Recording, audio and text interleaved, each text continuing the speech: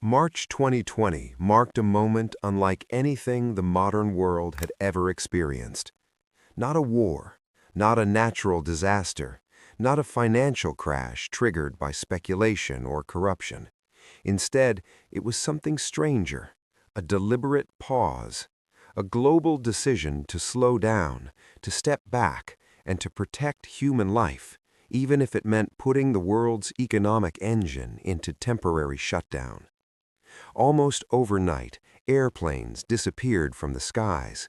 City streets fell silent, offices emptied, factories powered down. Businesses that had operated continuously for decades suddenly closed their doors. Governments across the globe issued orders that would have seemed unthinkable just months earlier. Stay home, stop gathering, stop moving. The question on everyone's mind was simple. How bad would this get? But beneath that fear was a deeper, quieter question few people were asking. What happens when you intentionally stop a $20 trillion global economy and then try to restart it? When the pandemic hit, the immediate reaction was panic. Financial markets plunged with historic speed. Investors scrambled for safety.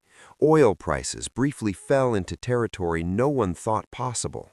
Entire industries, travel, hospitality, entertainment, faced near-instant collapse.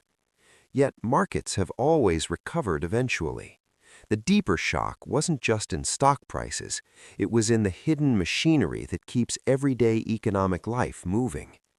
An economy isn't simply money sitting in accounts, it's motion. People work, they earn income, they spend. Businesses pay suppliers, workers get paid again, a constant cycle of flow and exchange. That motion sustains everything from local shops to international trade. COVID didn't merely slow that motion, it froze it. Millions of workers lost jobs in a matter of weeks. Small businesses with thin margins suddenly had no customers. Restaurants, shops, and service providers, many built over years of effort, closed their doors indefinitely. Entire supply chains stalled as factories shut down and shipping routes were disrupted. Governments faced a dilemma with no easy solution: allow the shutdown to spiral into economic collapse or intervene at a scale never attempted in peacetime. They chose intervention. Central banks injected trillions of dollars into financial systems. Emergency legislation expanded unemployment support. Businesses received loans designed to keep them alive. Households were given direct payments to stabilize spending. Around the world, policymakers acted with urgency rarely seen outside of wartime mobilization. And in a crucial sense, it worked. The worst-case economic collapse was avoided.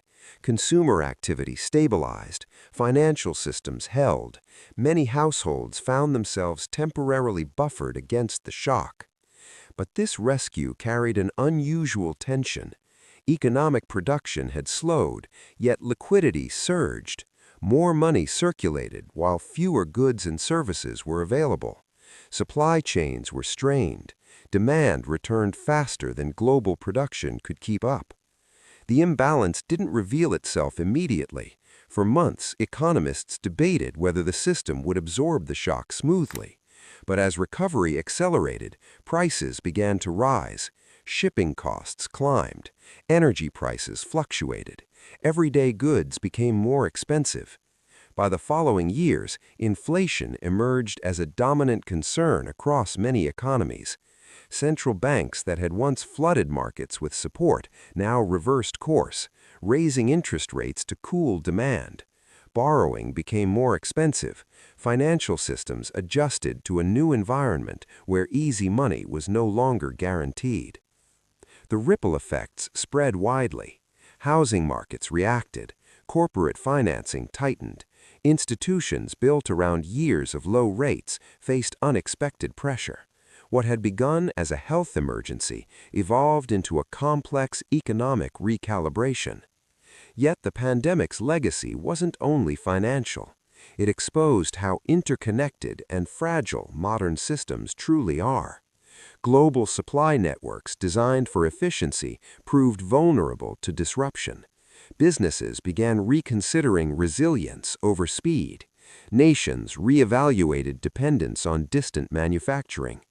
Work itself transformed. Remote collaboration shifted from novelty to necessity. Millions discovered that productivity didn't always require physical presence. Offices reopened, but expectations had changed. Cities, employers, and workers entered a new negotiation about flexibility, space, and time. Commercial real estate markets began adapting to uncertain demand. Urban economies built around daily commuters faced new realities. The shape of modern work and the cities that support it is still evolving. Perhaps the most profound takeaway is this: modern economies are systems of extraordinary capability, but also delicate balance.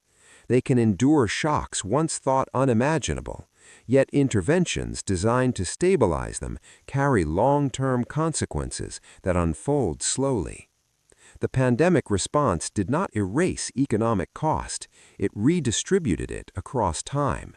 Immediate collapse was avoided, but adjustments continued in new forms: inflation pressures, policy shifts, structural change. And the experience leaves an open question for the future. When the next global disruption arrives, and history suggests it will, societies now know what extraordinary intervention looks like. We understand both its power and its complexity. The challenge will not only be deciding when to act, but how to manage the ripple effects that follow. The global economy did not simply pause and resume unchanged. It restarted differently, reshaped by lessons in fragility, resilience, and collective decision-making. The machine still runs, but it runs with new awareness of its limits and its possibilities. And when someone says the world has returned to normal, it's worth asking, which version of normal do they mean?